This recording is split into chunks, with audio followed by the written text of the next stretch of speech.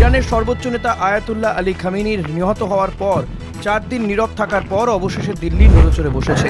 কিন্তু সেই প্রতিক্রিয়া এতটাই দেরিতে এসেছে যে তা এখন কূটনৈতিক সতর্কতা নয়, বরং দ্বিধা ও সংকোচের লক্ষণ বলেই মনে হচ্ছে।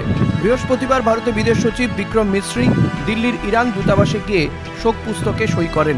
তিনি ভারত সরকার ও জনগণের পক্ষ থেকে সমবেদনা জানান। তার আগের কয়েকদিন বিদেশ মন্ত্রকের তরফে বিদেশে থাকা ভারতীয় দূতাবাসগুলোকে নির্দেশ দেওয়া হয়েছিল ইরানের শোক পুস্তকে স্বাক্ষর করার আগে দিল্লির অনুমতি নিতে। অর্থাৎ ভারত প্রথমে জল মাপার পথই বেছে নিয়েছিল। এই নীরবতা রাজনৈতিক বিতর্কও তৈরি করেছে। কংগ্রেস নেতা রাহুল গান্ধী সরাসরি বলেছেন, পশ্চিম এশিয়ার সংঘাত এখন ভারতের কাছাকাছি এসে পড়েছে। চাপ আরও বেড়েছে আর এক ঘটনার কারণে।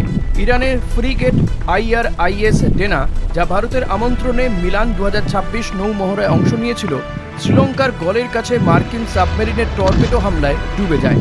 প্রায় 130 নাবিকের মধ্যে 32 জনকে উদ্ধার করা গেলেও 87 জনের দেহ উদ্ধার হয়েছে। ভারতীয় নৌবাহিনী উদ্ধার অভিযানের কথা জানিয়েছে, কিন্তু মার্কিন হামলার প্রসঙ্গ এড়িয়ে গেছে। এই নীরবতা অনেকের কাছে কূটনৈতিক অস্বস্তিরই প্রমাণ, কারণ ঘটনাটি ঘটেছে ভারতের কৌশলগত পরিসরের মধ্যেই। ইরানও অসন্তোষ প্রকাশ করেছে।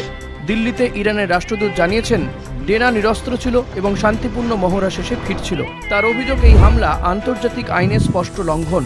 এর মধ্যেই মার্কিন প্রেসিডেন্ট ডোনাল্ড ট্রাম্পের নেতৃত্বে শুরু হওয়া অপারেশন এপিক ফিউরি আরও বড় প্রশ্ন তুলেছে। খামেনেইকে হত্যা করে ইরানকে অস্থির করার পরিকল্পনা করা হয়েছিল, কিন্তু বাস্তবে দেখা যাচ্ছে তেহরানে দ্রুত অন্তর্বর্তী নেতৃত্ব গঠিত হয়েছে এবং দেশের ভেতরে জাতীয়তাবাদী প্রতিক্রিয়া আরও জোরালো হয়েছে। অর্থাৎ যুদ্ধের দ্রুত সমাপ্তির সম্ভাবনা এখন ক্ষীণ। আর ভারতের জন্য এই পরিস্থিতি আরও জটিল।